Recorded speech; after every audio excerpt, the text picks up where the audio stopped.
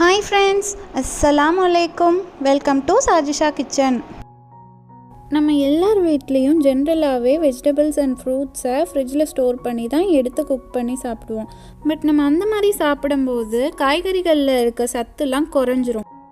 So அப்படி காய்கறிகளோட சத்து கொஞ்சம் கூட குறையாமல் ஃப்ரிட்ஜே இல்லாமல் 100% ஃப்ரெஷ்ஷான காய்கறிகளை எப்படி ஸ்டோர் பண்ணுறதுன்னு தான் நம்ம இன்றைக்கி பாட்டி காலத்து டிப்ஸ் பார்க்க போகிறோம். வாங்க இப்போது ஃபஸ்ட்டு டிப்ஸ் என்னன்னு பார்க்கலாம். இப்போது தக்காளியை எப்படி ஃப்ரிட்ஜ் இல்லாமல் ரொம்ப நாளைக்கு ஃப்ரெஷ்ஷாக ஸ்டோர் பண்ணுறதுன்னு வாங்க பார்க்கலாம். ஒரு கிண்ணத்தில் கொஞ்சமாக குக்கிங் ஆயில் எடுத்துக்கோங்க. எந்த எண்ணெய்னாலும் ஓகே. நான் இன்றைக்கி தேங்காய் எண்ணெய் யூஸ் பண்ணியிருக்கேன். அப்புறம் இந்த மாதிரி ஒரு பேஸ்கெட் எடுத்துக்கோங்க. காற்று போகிற மாதிரி இருக்கிற பேஸ்கெட் அதை ஸ்டோர் பண்ணுறதுக்கு.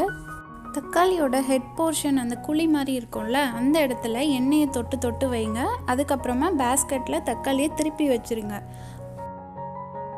இந்த மெத்தடில் நீங்கள் தக்காளியை ஸ்டோர் பண்ணி வைக்கும்போது உங்கள் தக்காளி ஃப்ரிட்ஜே இல்லாமல் ரொம்ப நாளைக்கு ஃப்ரெஷ்ஷாக அழுகாமல் இருக்கும். இப்போ அடுத்த டிப்ஸ் பார்க்கலாம். உங்கள் வீட்டில் கேரட் ரொம்ப நாளைக்கு ஃப்ரெஷ்ஷாக இருக்கணும்னா அந்த கேரட்டோட ஹெட் போர்ஷனையும் பாட்டம் போர்ஷனையும் கட் பண்ணிவிடுங்க.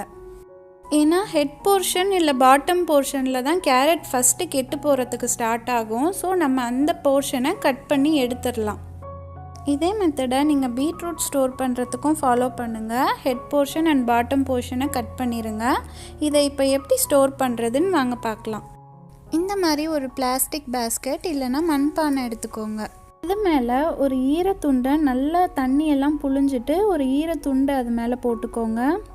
இப்போ இந்த ஈரத்துண்டில் நீங்கள் வீட்டில் என்னெல்லாம் காய்கறிகள் வாங்கி வச்சுருக்கீங்களோ அதெல்லாம் ஸ்டோர் பண்ணிக்கலாம். கேரட், பீட்ரூட், கத்திரிக்காய், வெண்டைக்காய், மாங்காய், இந்த மாதிரி நீங்கள் வாங்கி வச்சுருக்கிற எல்லா காய்கறிகளையும் ஸ்டோர் பண்ணிக்கலாம்.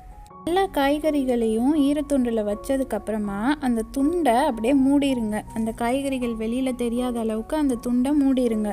எப்போல்லாம் துண்டில் இருக்க ஈரம் காயுதோ அப்போல்லாம் நீங்கள் அது மேலே தண்ணி தெளித்து விட்டுருங்க. பட் துண்டு எப்போயும் ஈரமாக இருக்கிற மாதிரி பார்த்துக்கோங்க. இந்த மாதிரி பெரிய பெரிய காய், முருங்கைக்காய், புடலங்காய் இதெல்லாம் நீங்கள் கட் பண்ணி தனியாக ஒரு ஈரத்துண்டில் வச்சு இந்த மாதிரி ரேப் பண்ணி வச்சுருங்க. ஏன்னா அப்போ தான் அதுக்கு நல்ல ஈரப்பதம் கிடச்சி உங்கள் காய் ஃப்ரெஷ்ஷாக இருக்கும். இப்போ தேர்டு டிப்ஸ் என்னன்னு பார்க்கலாம். பச்சை மிளகாவை எப்படி ரொம்ப நாளைக்கு ஸ்டோர் பண்ணுறதுன்னு தான் இந்த டிப்ஸில் நம்ம பார்க்க போகிறோம்.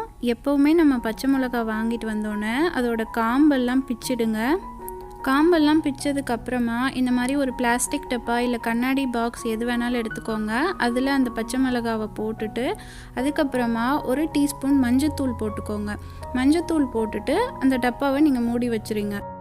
இந்த மெத்தடில் நீங்கள் பச்சை மிளகாவை ஸ்டோர் பண்ணி வைக்கும்போது உங்களுக்கு ரொம்ப நாளைக்கு பச்சை மிளகா காயாமல் அழுகாமல் ரொம்பவே ஃப்ரெஷ்ஷாக இருக்கும். இப்போ ஃபோர்த்து டிப்ஸ் என்னன்னு பார்க்கலாம். இப்போது லெமன், வாழைக்காய் இதெல்லாம் எப்படி ரொம்ப நாளைக்கு ஃப்ரெஷ்ஷாக ஸ்டோர் பண்ணுறதுன்னு வாங்க பார்க்கலாம். ஒரு அகண்ட பாத்திரம் இல்லை கிண்ணம் அதை எடுத்துக்கோங்க. அது ஃபுல்லாக தண்ணி ஃபில் பண்ணிவிட்டு அதில் வாழைக்காய், லெமனை போட்டு வச்சுருங்க. மற்ற காய்கறிகள் மாதிரி இதை நம்ம ஈரத்துணியில் சுற்றி வைக்க முடியாது, அந்த ஈரப்பதம் பத்தாது. ஸோ அதனால் இந்த காய்கறிகளை நீங்கள் தண்ணிக்குள்ளே தான் போட்டு வைக்கணும். எப்போ தேவையோ அப்போ யூஸ் பண்ணிக்கலாம். இப்போ அடுத்த டிப்ஸ் என்னன்னு பார்க்கலாம். நம்ம வாங்குகிற கொத்தமல்லி பார்த்திங்கன்னா ஃப்ரிட்ஜில் வச்சும் கூட 2-3 டேஸில் அது வதங்கி போயிடும். ஃப்ரிட்ஜே இல்லாமல் ரொம்ப நாளைக்கு கொத்தமல்லியை எப்படி ஃப்ரெஷ்ஷாக வச்சுக்கிறதுனா ஒரு ஈரத்துணி எடுத்துக்கோங்க. அந்த ஈரத்துணியில் இந்த மாதிரி கொத்தமல்லியை வச்சு ரேப் பண்ணிடுங்க. ரொம்ப டைட்டாக பண்ணக்கூடாது, இந்த மாதிரி லூஸாக ரேப் பண்ணிடுங்க. எப்போல்லாம் துணியில் ஈரம் குறையுதோ அப்போது நீங்கள் திரும்பவும் கொஞ்சம் அது மேலே தண்ணி தெளித்து விட்டு வச்சுருங்க. உங்களுக்கு தேவையான டைமில் நீங்கள் எடுத்து யூஸ் பண்ணிக்கலாம். இப்போ வாங்க அடுத்த டிப்ஸ்க்கு போகலாம். நம்ம கொத்தமல்லி ஸ்டோர் பண்ணுறதுக்கு ஃபாலோ பண்ண அதே மெத்தட் தான் புதினாக்கும் பார்க்க போகிறோம். புதினாவையும் அதே மாதிரி ஒரு ஈரத்துணியில் நல்லா சுற்றி வச்சுருங்க. கிச்சன்லேயே உங்களுக்கு கொஞ்சம் கூலான இடம், தண்ணி குடம், மண்பானை அதெல்லாம் வச்சுருப்பீங்கள்ல, அந்த இடத்துல வச்சுருங்க. இந்த மெத்தடில் நீங்கள் கொத்தமல்லி புதினாவை ஸ்டோர் பண்ணும்போது அது ரொம்ப நாளைக்கு ஃப்ரெஷ்ஷாக இருக்கும். இப்போ 7th டிப் பார்க்கலாம். கருவேப்பிலை ரொம்ப நாளைக்கு ஃப்ரெஷ்ஷாக இருக்கிறதுக்கு என்ன செய்யணும்னா இந்த மாதிரி ஒரு கிளாஸ் பாட்டில் எடுத்துக்கோங்க. அதில் தண்ணி ஃபில் பண்ணி வச்சுக்கோங்க. அதுக்கப்புறமா கருவேப்பிலையோட அந்த காம்பு பகுதி இருக்குல்ல, அது மட்டும் தண்ணியில் படுற மாதிரி உள்ளே வச்சுருங்க. காம்பு பகுதி மட்டும்தான் படணும், இலை தண்ணியில் இருக்கக்கூடாது. அப்படி இருந்தால் அந்த இலை அழுகிடும். ஸோ அதனால் காம்பு பகுதி மட்டும் தண்ணிக்குள்ளே இருக்கிற மாதிரி பார்த்து கரெக்டாக அதுக்கேற்ற மாதிரி தண்ணி ஃபில் பண்ணி வச்சுடுங்க. ஒரு நாள் விட்டு ஒரு நாள் பாட்டிலில் இருக்க தண்ணியை மட்டும் மாற்றிடுங்க.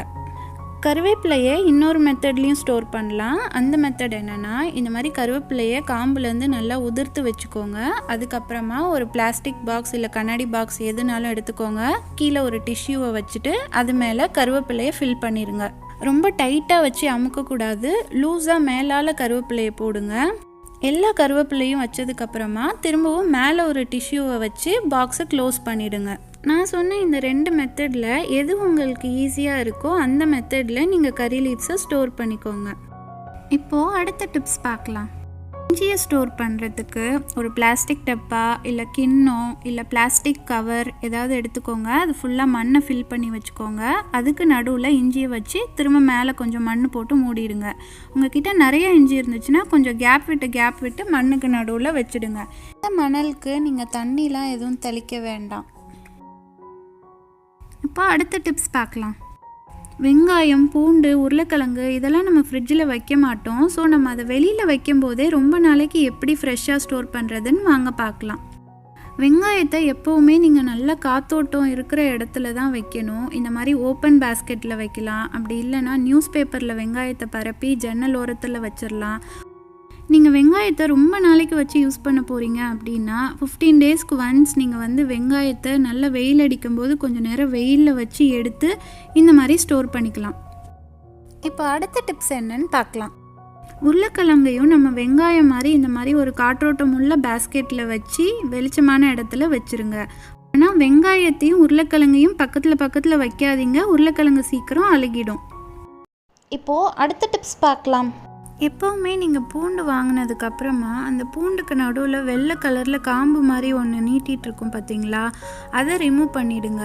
ஒரு வாட்டி நீங்கள் பூண்டை ப்ரெஸ் பண்ணாவே போதும், உங்களோட பூண்டு நல்லாவே உதிர்ந்து வந்துடும். அதுக்கப்புறமா நீங்கள் நடுவில் இருக்கிறத ஈஸியாக ரிமூவ் பண்ணிடலாம்.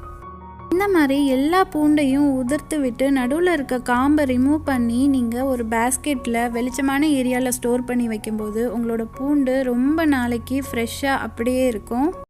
இப்போது அடுத்த டிப்ஸ் பார்க்கலாம். இந்த மாதிரி வாழை இலையெல்லாம் பார்த்திங்கன்னா நம்ம வாங்கிட்டு வந்த அடுத்த நாளே ஒரு மாதிரி பழுத்து போய் காஞ்சு போயிடும். அந்த மாதிரி ஆகாமல் ஒரு வாரம் ஆனாலும் இந்த வாழை இலையை எப்படி ஃப்ரெஷ்ஷாக ஸ்டோர் பண்ணுறதுன்னு தான் இப்போ பார்க்க போகிறோம். இந்த மாதிரி ஒரு பெரிய காட்டன் துணி எடுத்துக்கோங்க. அதை தண்ணியில் முக்கிட்டு நல்லா பிழிஞ்சு எடுத்துக்கோங்க. நான் இன்றைக்கி காட்டன் ஷாலை தான் தண்ணியில் முக்கி எடுத்திருக்கேன். இப்போது இதில் நம்மளோட வாழை இலையை வச்சுக்கலாம். இப்போது அந்த வாழை இலை கொஞ்சம் கூட வெளியில் தெரியாத அளவுக்கு இந்த மாதிரி நீங்கள் நல்லா ரேப் பண்ணிட்டீங்கன்னா போதும். அந்த துணியில் மட்டும் எப்போவுமே ஈரப்பதம் இருந்துக்கிட்டே இருக்கணும்.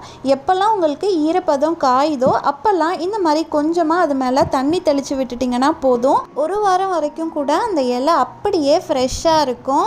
ஆனால் மறந்துடாதீங்க, துணியில் இருக்க ஈரப்பதம் மட்டும் எப்போவுமே குறையவே கூடாது.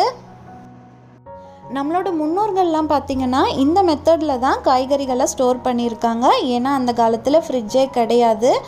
என்னதான் நம்மலாம் மாடர்ன் வேர்ல்டில் இருந்தாலும் ஃப்ரிட்ஜை ஒரு எமர்ஜென்சி பர்பஸ்க்காக மட்டும் பயன்படுத்திக்கிட்டு இந்த மாதிரி காய்கறிகள் ஸ்டோர் பண்ணுறதுக்கெல்லாம் நேச்சுரல் மெத்தடை ஃபாலோ பண்ணும்போது நமக்கு காய்கறிகளில் இருக்க சத்து அப்படியே கிடைக்கும், நம்மளும் ஹெல்த்தியாக இருக்கலாம். என்னோட இந்த வீடியோ உங்கள் எல்லாருக்குமே ரொம்பவே யூஸ்ஃபுல்லாக இருந்திருக்கும்னு நினைக்கிறேன்.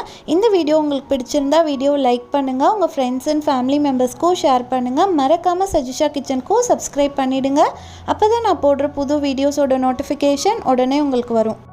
இதே மாதிரி நிறைய kitchen tips, home tips and reuse ideas videos நம்மளோட சேனலில் இருக்குது. அதோட லிங்க் நான் உங்களுக்கு டிஸ்கிரிப்ஷனில் தரேன். உங்களுக்கு டைம் இருந்தால் அதையும் பார்த்து என்ஜாய் பண்ணுங்கள். Thank you all so much for watching. அடுத்து ஒரு சூப்பர்பான வீடியோவில் மீட் பண்ணலாம். Until then, Assalamu alaikum.